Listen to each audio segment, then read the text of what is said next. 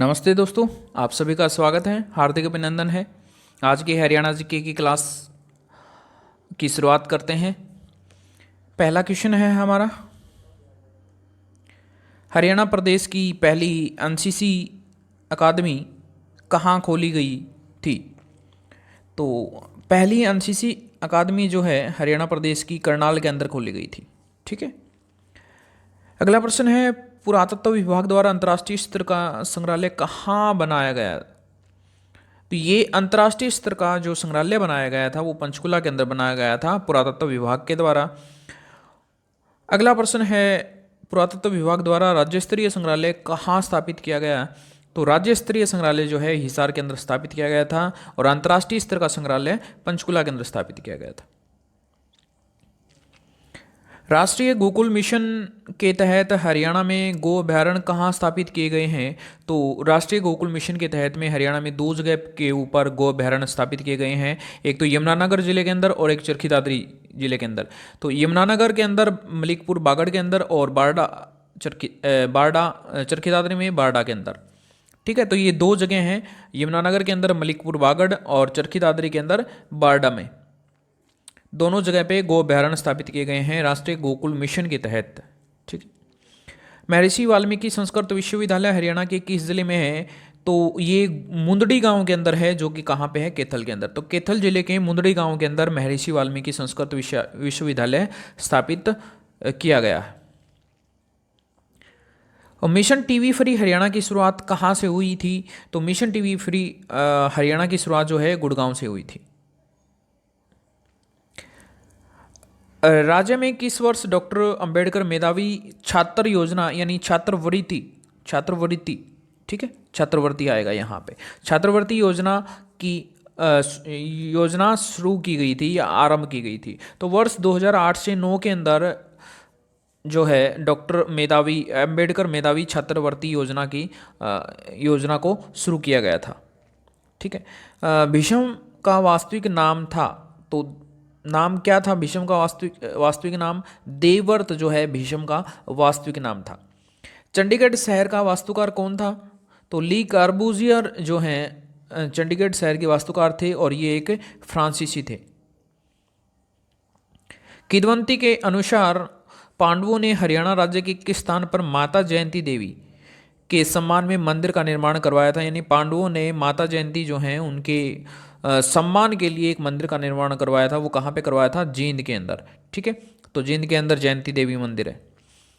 हरियाणा के वीर सेनानी रामकृष्ण गोपाल 1857 की क्रांति के समय किस शहर के नायब कोतवाल थे? तो ये मेरठ के नायब कोतवाल थे और 1857 की क्रांति की शुरुआत जो है मेरठ से हुई, इसलिए इसको मेरठ क्रांति भी कहते हैं। कुरुक्षेत्र पेहवा मार्ग पर स्थित बिरला मंदिर को श्री जुगल किशोर द्वारा कब बनवाया गया था? तो बिरला मंदिर जो है उसका निर्माण 1955 के अंदर किया गया था। किसके द्वारा? जुगल किशोर के द्वारा करवाया गया था। कहाँ पे है यह? कुरुक्षेत्र पेहवा मार्ग के ऊपर स्थित है बिरला मंदिर। पंडित लक्ष्मीचंद के प्रमुख सांग कौन से हैं? तो शाही लकड़हारा, शकुंतला, गोपीचंद, पिंगला भर्तरी, बीजासोल्ट, पूर्णमल, अंजना देवी, सत्यवान सावित्री आदि जो हैं पंडित लक्ष्मीचंद के प्रमुख सांग रहे हैं। पंडित लक्ष्मीचंद का जन्म कब और कहाँ हुआ था? तो 15 जुलाई 1903 को पंडित लक्ष्मीचंद का जन्म हुआ जाटी कला गांव के अंदर सोनीपत में। ठीक है। गर्मी पड़ती लू चालने से पड़े कसाई घाम किसकी रचना है? यानी गर्मी पड़ती लू चालने से पड़े कसाई घाम किसकी रचना है? फौजी मेहर सिंह की रचना है ये। मेहर सिंह का जन्म कब और कहाँ हुआ? तो 1918 के अंदर फौजी मेहर सिंह का जन्म हुआ बरोना गांव के अंदर, जो कहाँ पे है? सोनीपत में। हरियाणा का दुनिया भर में बाजे तासा तुसा, हरियाणा का दुनिया भर में बाजे तासा तुसा, ये पंक्तियाँ किस कवि की हैं? तो ये मूलचंद वर्मा की पंक्तियाँ हैं कि हरियाणा का दुनिया भर में बाजे तासा तुसा।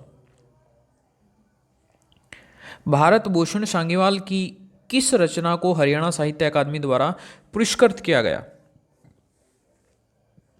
तो सूरज चांद जो रचना थी भारत भूषण साहीवाल की, उसके लिए जो है इनको हरियाणा साहित्य अकादमी के द्वारा पुरस्कृत किया गया। ठीक है। घटते बढ़ते हाशिए किसकी रचना है? तो लक्ष्मण सिंह की यह रचना है, घटते बढ़ते हाशिए। वर्ष 1992 के बाद हरियाणा में कब दोबारा शीतकालीन सत्र बुलाया गया था?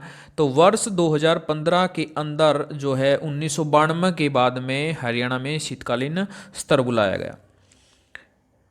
अगला प्रश्न है बाबा साहेब डॉक्टर भीमराव अंबेडकर, बाबा साहेब डॉक्टर भीमराव अंबेडकर की 125वीं जयंती पर हरियाणा में कौन सा अभियान शुरू किया गया था? तो ग्राम उदय से ग्राम उदय से भारत उदय, यानी गांव का उदय होगा तभी तभी तो भारत का उदय होगा। तो ग्राम उदय से भारत उदय योजना जो है या अभियान जो है उसकी शुरुआत की गई थी डॉक्टर भीमराव सिंह अंबेडकर की 125वीं जयंती के ऊपर। ठीक है। मनोज कुमार का संबंध किस जिले से है? तो किस खेल से है, जिले से नहीं, किस खेल से। मनोज कुमार का संबंध किस खेल से है? तो बॉक्सिंग से इनका संबंध है। पहलवान योगेश्वर दत्त ने लंदन ओलंपिक में कौन सा पदक जीता था? तो कांस्य पदक जो है पहलवान योगेश्वर दत्त ने लंदन ओलंपिक के अंदर जीता था। अगला प्रश्न है हरियाणा के गगन नारंग कौन से खेल से संबंध रखते हैं? तो गगन नारंग जो है हरियाणा में निशानेबाजी जो है उस खेल से संबंध रखते हैं। अगला प्रश्न है चांदराम किस खेल से संबंधित हैं? तो पैदल चाल जो है उससे संबंधित हैं। इनको याद भी रख सकते हैं कि चांद के ऊपर कैसा चलना पड़ेगा, पैदल पैदल चलना पड़ेगा हमें। ठीक है। हरियाणा के किस गांव में सबसे पहले लुप्त हुई सरस्वती नदी की जलधारा प्राप्त हुई है? यानी सरस्वती नदी जो लुप्त हो चुकी थी लेकिन उसकी जलधारा जो है वो हरियाणा में प्राप्त हुई। तो सबसे पहले कहाँ पे प्राप्त हुई हरियाणा के अंदर? मुगला वाली गांव जो है कहाँ पे? यमुनानगर के अंदर, वहाँ से सबसे पहले सरस्वती नदी की जलधारा प्राप्त हुई। हरियाणा में मनरेगा योजना की शुरुआत कब हुई थी? तो 2 फरवरी 2006 को हरियाणा के अंदर मनरेगा योजना की शुरुआत की गई। मनरेगा की शुरुआत सर्वप्रथम हरियाणा के किन जिलों में की गई? तो महेंद्रगढ़ और सिरसा के अंदर जो है सर्वप्रथम मनरेगा की शुरुआत की गई 2006 के अंदर। ठीक है। अगला प्रश्न है हरियाणा के शेष जिलों में मनरेगा योजना को कब लागू किया गया? तो 1 अप्रैल 2008 को जो है सभी जिलों के अंदर लागू कर दिया गया और शुरुआत इसकी 2006 के अंदर की गई थी। ठीक। फरीदाबाद जिले का क्षेत्रफल कितना है? तो 741 वर्ग किलोमीटर जो है फरीदाबाद जिले का क्षेत्रफल है। पंचकुला जिले का क्षेत्रफल कितना है? 898 वर्ग किलोमीटर पंचकुला जिले का क्षेत्रफल है। ठीक है।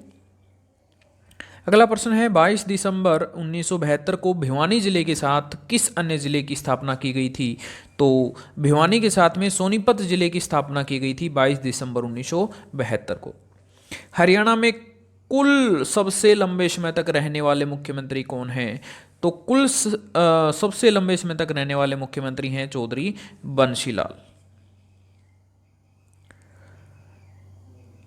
अगला प्रश्न है हरियाणा में सबसे अधिक बार मुख्यमंत्री बनने वाले व्यक्ति कौन हैं?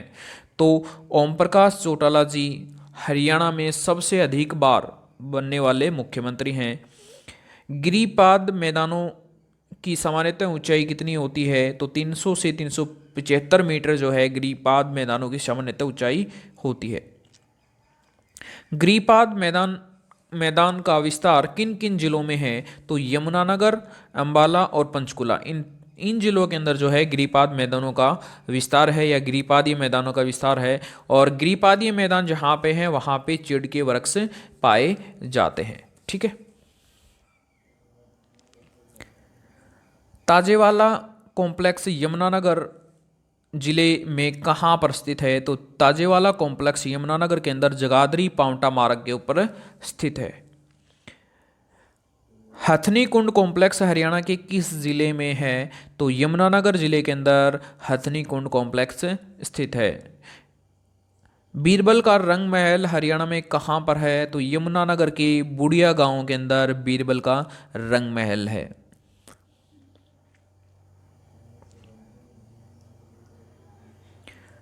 हरियाणा टूरिज्म विभाग द्वारा संचालित पर्यटन स्थल स्काईलार्क तो स्काई लार्क किसके द्वारा संचालित जो है पर्यटन स्थल है, तो हरियाणा टूरिज्म विभाग के द्वारा संचालित है स्काई लार्क। और यह पानीपत में जीटी रोड के ऊपर स्थित है। ठीक है, कहाँ पे स्थित है स्काई लार्क? पानीपत में जीटी रोड के ऊपर स्थित है और हरियाणा टूरिज्म विभाग के द्वारा इसको संचालित किया गया है।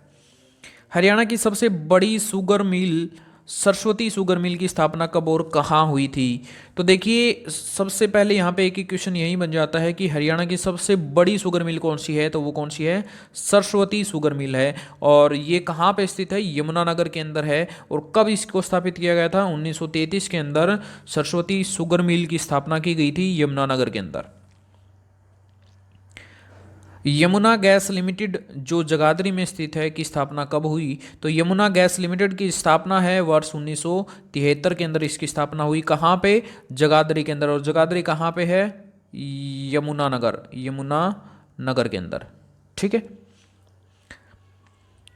अगला प्रश्न है, काबुली बाग मस्जिद किसने व किसकी याद में बनवाई थी? तो बाबर ने बनवाया था काबुली बाग मस्जिद को पानीपत की पहली लड़ाई के बाद में। किसके लिए? अपनी प्रिय रानी मुशम्मत काबुली बेगम की याद में जो है काबुली बाग मस्जिद का निर्माण करवाया था बाबर ने पानीपत के अंदर।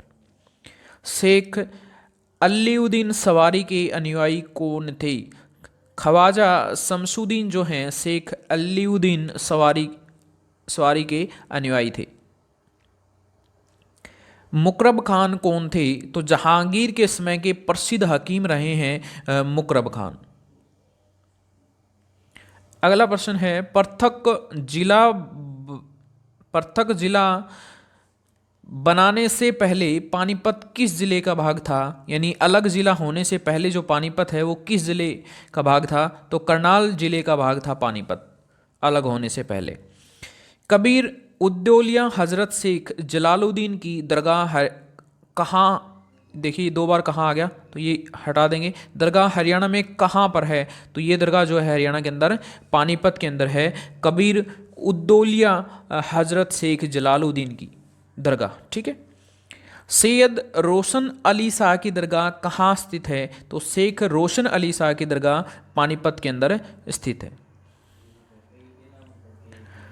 हरियाणा के दक्षिण पश्चिमी भू क्षेत्र से शिवालिक की पहाड़ियों तक कितनी औसतन वार्षिक वर्षा होती है? तो दक्षिण पश्चिमी भू क्षेत्र से शिवालिक की पहाड़ियों तक जो है वर्षा कितनी होती है ये हमें बताना है। तो 1100 मिलीलीटर जो है औसतन वर्षा होती है वर्ष के अंदर दक्षिणी पश्चिमी भू क्षेत्र से शिवालिक की पहाड़ियों तक। अगला प्रश्न है, अहमद बख्श रामायण, जैमल फत्ता, गूंगा चौहान, सोरठ व पद्मिनी किसकी रचनाएं हैं? तो ये अहमद बख्श थानेश्वरी की रचनाएं हैं।